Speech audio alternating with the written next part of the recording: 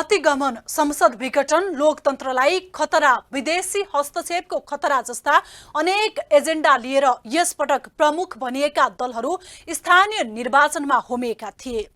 स्थानीय तहका वास्तविक एजेन्डा स्थानीय सरोकार नै हुन्छ भनेर जनताले देखाइदिए। यसपटकको निर्वाचनमा जनताले काम गर्ने आकांक्षा भएका र काम गर्छन् भन्ने आशा राख्न सकिनेलाई चुने। कुनै दलगत आधारमा भोट दिएनन्। अधिकांश ठाउँमा अब त नेताले चेतेका होलान्। ठूला ठूला हौवा दिएर जनतालाई अलमल्याउन सकिँदैन। जनतामा भिज्न जनताकै सरोकारका विषय उठाउनु पर्छ। नमस्कार, म शान्ति गिरी। यो हो न्युज एट टुडे।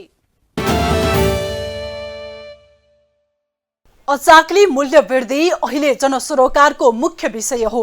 स्थानीय चुनावमा मतदाताले स्थानीय विकास र स्थानीय चासो सम्बोधनमा प्रत्याशीले गरेका अठोट र उनीहरूको आफ्ना बाचा पूरा गर्ने क्षमतालाई प्रतिनिधि चुन्ने आधार बनाए।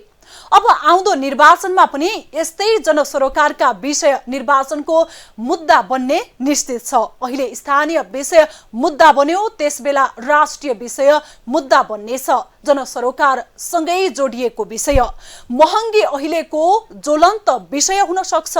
लगातार बढ्दो महँगीले जनता आक्रान्त छन्। त्यसमाथि पेट्रोलियम पदार्थको मूल्य बढ्दा त्यसको असर समग्र क्षेत्रमा परेकै हुन्छ। स्थानीय निर्वाचनपछि मात्रै सरकारले 2 पटक पेट्रोलियम पदार्थको मूल्य बढाइसकेको छ। नेपालमा पेट्रोलियम पदार्थको मूल्य निरन्तर उकालो लागेको छ। पछिल्लो समय लगातार पेट्रोलियम पदार्थको मूल्य बढ्दै गएको हो। अहिले पेट्रोलियम पदार्थको मूल्य बढ्न एक साता पनि कुर्नु नपर्ने भएको छ। पछिल्लो पटक नेपालमा पेट्रोल, डिजेल र मट्टीतेलमा प्रति लिटर 10 रुपैयाँ बढेको छ। अब पेट्रोलको मूल्य प्रति लिटर 180 रुपैयाँ, डिजेल र मट्टीतेलको मूल्य 163 रुपैयाँ पर्ने भएको छ। खाना पकाउने एलपी ग्यासमा प्रति सिलिन्डर 200 बढाएर 1800 रुपैयाँ पुर्याइएको छ। उच्च मूल्य वृद्धि भएसँगै पेट्रोलियम पदार्थको मूल्य अहिलेसम्मकै उच्च भएको हो।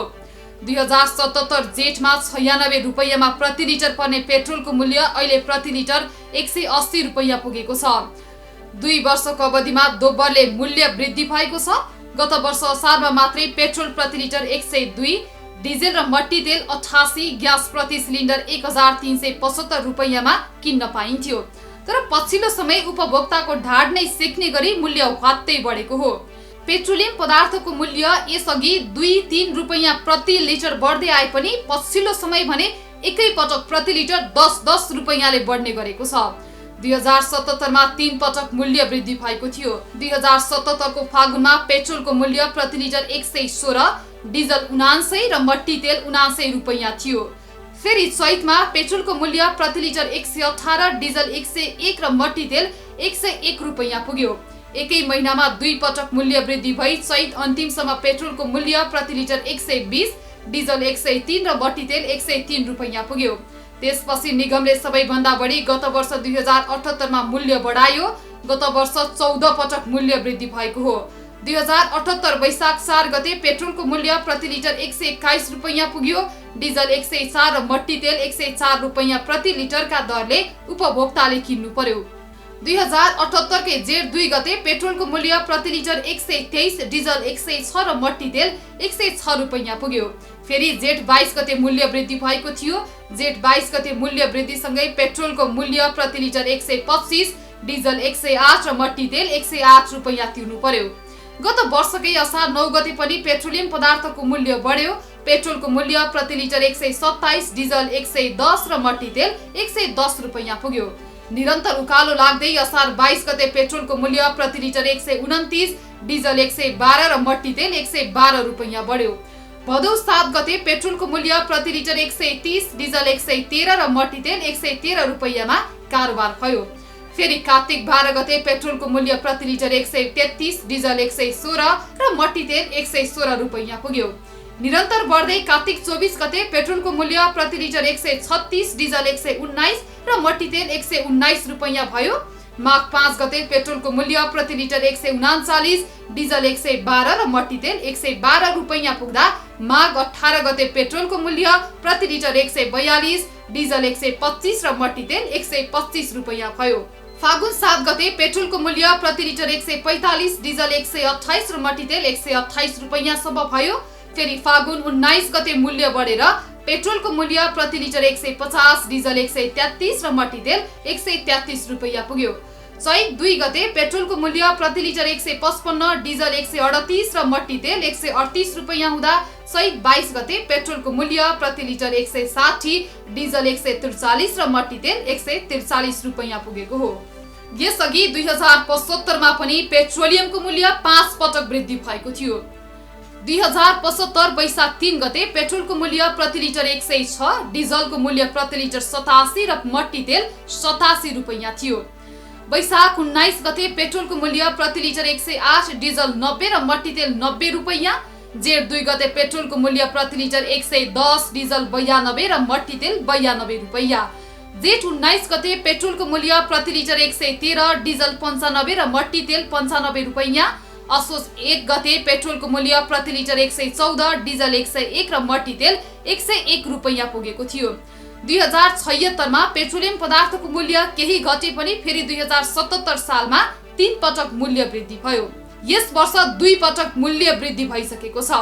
वैशाख 31 गते पेट्रोलको मूल्य प्रति लिटर 170, डिजल 153 र मट्टीतेल 153 रुपैयाँ पुर्याइएकोमा फेरि जेठ 7 गते प्रति लिटर 10 रुपैयाँले मूल्य वृद्धि भएको छ।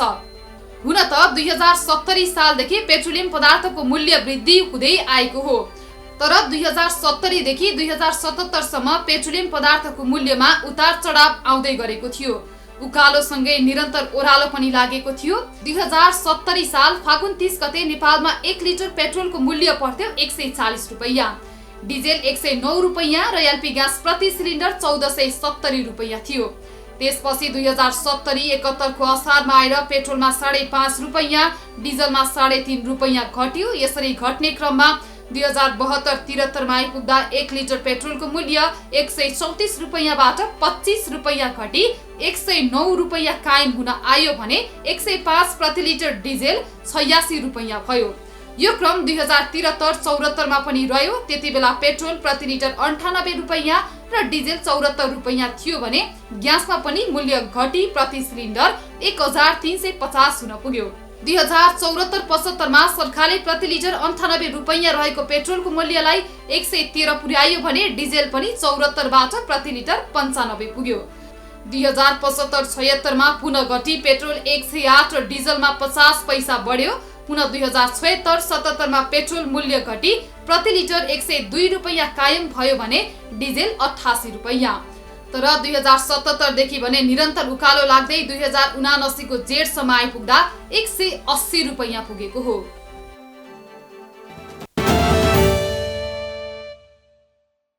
पेट्रोलियम पदार्थको मूल्य वृद्धि हुनुमा त्यसको बिक्रीका क्रममा उठाइने अस्वाभाविक करलाई दोष दिने गरिन्छ। हुन त अन्तर्राष्ट्रिय बजारमा नै लगातार पेट्रोलियम पदार्थको मूल्य वृद्धि भइरहेको छ अनि पेट्रोलियमको खरिदमा उपभोग हुने अमेरिकी डलरको मूल्य पनि लगातार उकालो लागै छ। यस्तोमा डलर तिरेर किन्नुपर्ने पेट्रोलियम महँगो हुनु स्वाभाविक पनि हो, तर आम जनतालाई राहत दिनु पनि सरकारको दायित्व हो।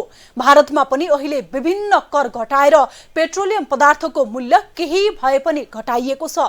नेपालमा कसरी होला जनतालाई राहत? पेट्रोलियम पदार्थको मूल्य वृद्धि सरकारले अचाकली गरेको छ। छिमेकी भारतले नागरिकलाई महँगीको मार नपरोस् भन्दै इन्धनमा कर घटाएको छ, तर नेपालमा भने सरकारले 117 रुपैयाँ 100 पैसामा किनेको पेट्रोल जनतालाई 180 रुपैयाँमा बेच्दैछ। 10 दिन नबित्दै पेट्रोल, डिजेल र मट्टीतेल प्रति लिटर 10 रुपैयाँ तथा खाना पकाउने एलपी ग्यास सिलिन्डरमा 200 बढाएर उपभोक्ताको ढाड सेकेको छ। पछिल्लो 7 महिनामा 10 पटक इन्धनको मूल्य वृद्धि गरिएको छ। स्थानीय तहको निर्वाचन पछिका 10 दिनमा मात्रै 2 पटक मूल्य बढाएको छ। आइतबार बढाएको मूल्यपछि पेट्रोल हालसम्मकै महँगो भएको छ। सरकारले गरेको मूल्य वृद्धिका कारण उपभोक्ताको भान्सा नै बन्द हुने अवस्था सिर्जना हुन थालेको उपभोक्ता हित संरक्षण मञ्चको भनाइ छ। यसमा दुःखका साथ भन्नुपर्छ सर, यो उपभोक्ताहरूको चाहिँ के अरे भात भान्सा बन्द गराउने र उपभोक्तालाई चाहिँ के अरे यो आवत जावत गर्ने स्वतन्त्रतामा बाँच्ने स्वतन्त्र समेत कुठाराघात गर्ने किसिमले यो अहिले चाहिँ अति आवश्यक चिज हरेक मूल्यको चाहिँ जरामा बसेको यो पेट्रोलियम पदार्थको मूल्य र यो एलपी ग्यासको मूल्य वृद्धि गरिएको छ। यसले चाहिँ भनौँ उपभोक्ताहरूको भात भान्सा बन्द हुने र उनीहरूलाई यो आवत जावत गर्ने एउटा चाहिँ कुनै आफ्नो मिसन लक्ष्य राखेर दैनिक व्यवहार गर्नलाई कठिन परिरहेको स्थिति छ। नेपाल आयल निगमका अनुसार पेट्रोल प्रति लिटर 180 रुपैयाँ तथा डिजल र मट्टी तेलको मूल्य प्रति लिटर 163 पुगेको छ। हवाई इन्धन लिटरको 163 रुपैयाँ कायम गरिएको छ। त्यस्तै खाना पकाउने ग्यास प्रति सिलिन्डर 1800 पुर्याइएको छ। नेपालमा मूल्य वृद्धि र भारतमा कर कटौती भएपछि नेपालको तुलनामा भारतमा पेट्रोलियम पदार्थको मूल्य सस्तो भएको छ। मूल्य कटौतीपछि भारतको बिहारमा पेट्रोलियम पदार्थको 171 रुपैयाँ 60 पैसा कायम भएको छ।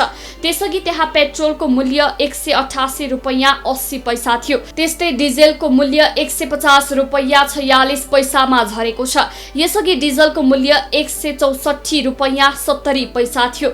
मूल्य वृद्धि पछि पनि 15 दिनमा 3 अर्ब 35 करोड घाटा हुने निगमको दाबी छ। निगमले घाटा थेग्न नसक्ने भएपछि बाध्य भएर मूल्य बढाएको जनाएको छ। पेट्रोलियम पदार्थमा सरकारले अचाक्ली कर उठाइरहेको छ। पेट्रोलमा 63 रुपैयाँ 23 पैसा, एक सिलिन्डर ग्यासमा 327 रुपैयाँ 37 पैसा कर उठाउने गरिएको छ। त्यस्तै डिजलमा प्रति लिटर 45 रुपैयाँ 91 पैसा र मट्टी तेलमा 13 रुपैयाँ 66 पैसा असुल्ने गरेको छ। पेट्रोलमा सरकारले भन्सार र प्रज्ञापन पत्र शुल्क गरेर 25 रुपैयाँ 23 पैसा असुल्ने गरेको छ। त्यस्तै सडक मर्मत सम्भार शुल्कका नाममा 400 रुपैयाँ, प्रदूषण शुल्क 1 रुपैयाँ 25 पैसा, पूर्वाधार कर 10 रुपैयाँ, मूल्य अभिवृद्धि कर 20 रुपैयाँ 71 पैसा, मूल्य स्थिरीकरण कोष शुल्क 1 रुपैयाँ 80 पैसा उठाउने गरेको छ। यसका अतिरिक्त ढुवानी भाडा, निगमको प्रशासनिक खर्च, प्राविधिक नोक्सानी, विक्रेता खर्च तथा नाफा समेत गरी 14 रुपैयाँ 23 पैसा भार पनि उपभोक्तालाई थपिने गरेको छ। उपभोक्ता हित संरक्षण मञ्चका अनुसार सरकारले कर कटौती गर्न नीतिगत व्यवस्था गर्नुपर्ने हुन्छ। पेट्रोलियम पदार्थमा लिएको कर के को लागि उठाएको हो त्यसको जवाफ सरकारले दिनुपर्ने उपभोक्ता हित संरक्षण मञ्चको भनाइ छ। यो त सरकारको नीति नै त्यही किसिमको बढाउनु पर्यो करहरू घटाउनको लागि। अब यो अलि पेट्रोलियम पदार्थमा लिएको कर त्यो कहाँ के को लागि चाहिँ के अरे उठाएर के को लागि त्यो खर्च गरियो र त्यसले त करबाट त पेट्रोलियममा सब्सिडी पो दिनुपर्ने के अरे यो उपभोक्तालाई। यो चाहिँ भनौँ कर्मचारीहरूलाई पेट्रोलियम आयल निगमको कर्मचारीहरूलाई कमिसन दिने, यो चाहिँ के अरे कर्मचारीहरूलाई पेट्रोल फ्रीमा दिने अथवा चाहिँ यो किसिमको हरकत जुन गरिएको छ पेट्रोलियम पदार्थमा चाहिँ यो त्यसको भार चाहिँ उपभोक्तामाथि थोपरिएको छ। उता छिमेकी भारतले भने पछिल्ला 6 महिनाको बीचमा डिजेल र पेट्रोलमा लाग्ने करमा भारी कटौती गरेको छ। कच्चा तेलको मूल्य अन्तर्राष्ट्रिय बजारमा बढेकाले नेपाल आयल निगमले नेपालमा पनि मूल्य समायोजन गरेको छ र यसले महँगीमा व्यापक प्रभाव पार्न सक्ने चिन्ता विज्ञहरूले व्यक्त गरेका छन्।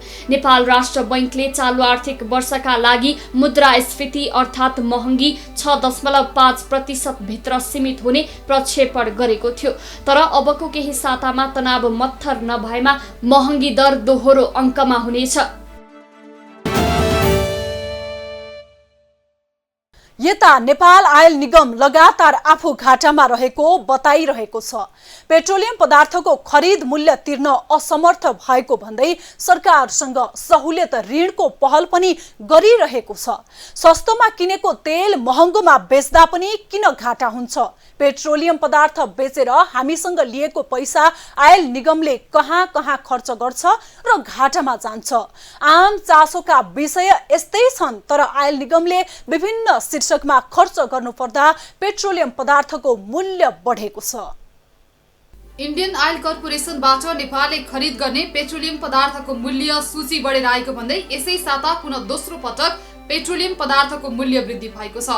आइतबार रातिदेखि नै नेपाल आयल निगमले पेट्रोलियम पदार्थमा प्रति लिटर 10 रुपैयाँ वृद्धि गरेको छ भने एलपी ग्यासमा प्रति सिलिन्डर 200 रुपैयाँ बढेको छ। भारतले कर कम गरेर इन्धनमा मूल्य घटाएको भोलिपल्टै नेपालमा पेट्रोलियम पदार्थमा प्रति लिटर 10 रुपैयाँ बढाइएको हो।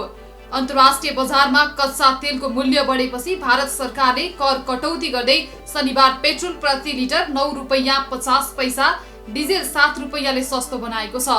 तर नेपालमा भने यसै साता पुनः दोस्रो पटक पेट्रोलियम पदार्थमा प्रति लिटर 10 रुपैयाँ मूल्य वृद्धि भएको छ।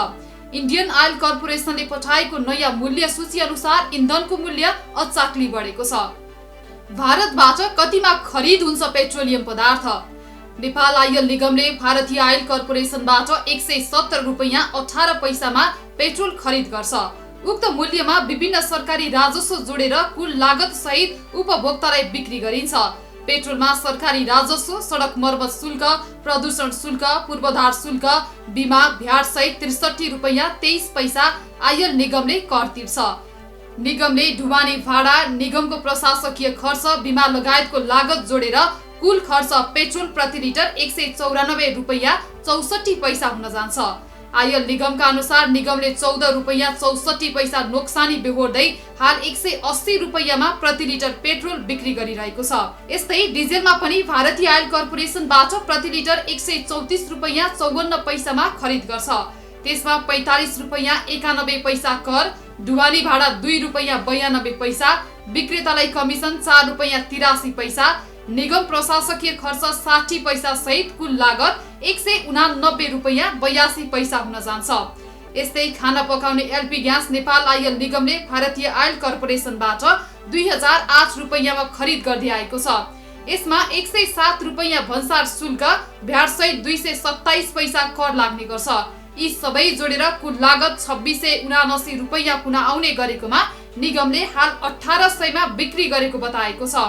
879 रुपैयाँ आयल निगमलाई खाना पकाउने एलपी ग्यासमा नोक्सानी बेहोर्दै आएको छ। कति घाटामा निगम?